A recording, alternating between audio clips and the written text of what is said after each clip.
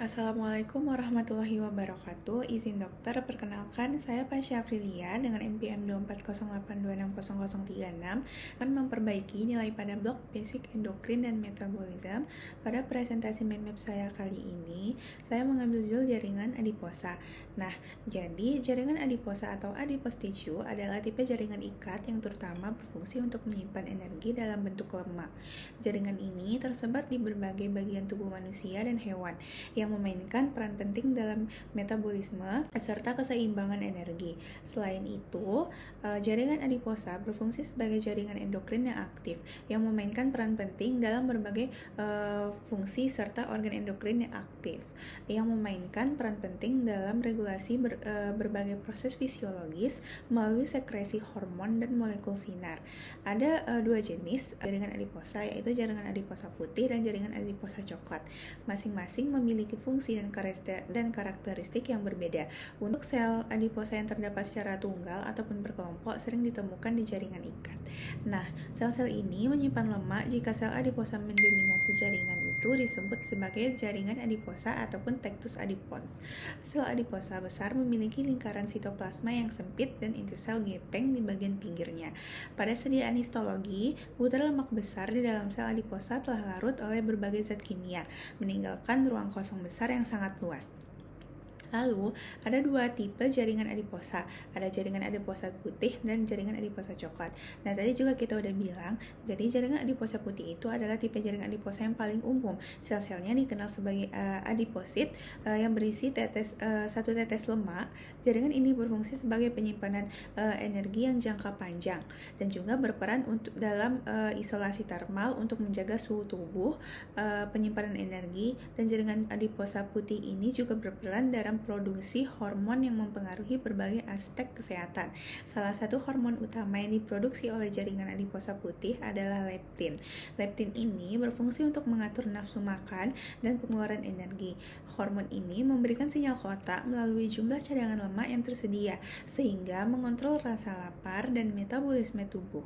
Kekurangan leptin atau resistensi terhadap hormon ini juga menghasilkan adiponektin, hormon yang berperan dalam meningkatkan sensitivitas insulin dan memiliki efek antiinflamasi. Adiponektin ini membantu mengatur kadar glukosa darah dan meningkatkan kemampuan tubuh untuk menggunakan lemak sebagai sumber energi. Penurunan kadar adiponektin seringkali terkait dengan resiko diabetes tipe 2 dan jaringan kardiovaskular. Lalu ada jaringan adiposa coklat. Nah, di sisi lain mengandung banyak tetes lemak kecil dan mengandung banyak mitokondria. Jaringan ini terutama ditemukan pada masa bayi yang berkurang jumlahnya seiring bertambahnya usia. Jaringan adiposa coklat memiliki peran endokrin yang berbeda dan jaringan adiposa putih. Jaringan adiposa coklat kaya akan mitokondria dan menghasilkan panas melalui termogenesis, atau suatu proses yang penting dalam menjaga suhu tubuh, terutama pada bayi. Selain fungsi termogeniknya, jaringan adiposa coklat juga berperan dalam regulasi metabolisme, glukosa dan lipid, serta mensekresikan hormon seperti irisin. Nah, irisin ini dapat menginduksi konversi jaringan adiposa putih menjadi coklat, meningkatkan pengeluaran energi dan membantu mengatasi obesitas melalui pembakaran kalori. Jaringan adiposa pada manusia terbagi menjadi dua lokasi utama, yaitu ada di subkutan dan ada di visceral. Jaringan adiposa subkutan terletak di bawah kulit dan berfungsi sebagai bantalan pelindung serta tempat penyimpanan energi. Sementara itu, ada jaringan adiposa yang letaknya itu di visceral. Nah, jaringan adiposa visceral berada pada rongga perut, mengelilingi organ dalam, dan sering dikaitkan dengan peningkatan resiko penyakit metabolik seperti hipertensi dan diabetes mellitus tipe 2. Kelebihan lemak visceral dapat memicu gangguan endokrin, termasuk resistensi insulin dan gangguan metabolisme lipid. Nah, sebaliknya, kekurangan jaringan adiposa juga berdampak buruk, seperti menurunnya fungsi sistem imun.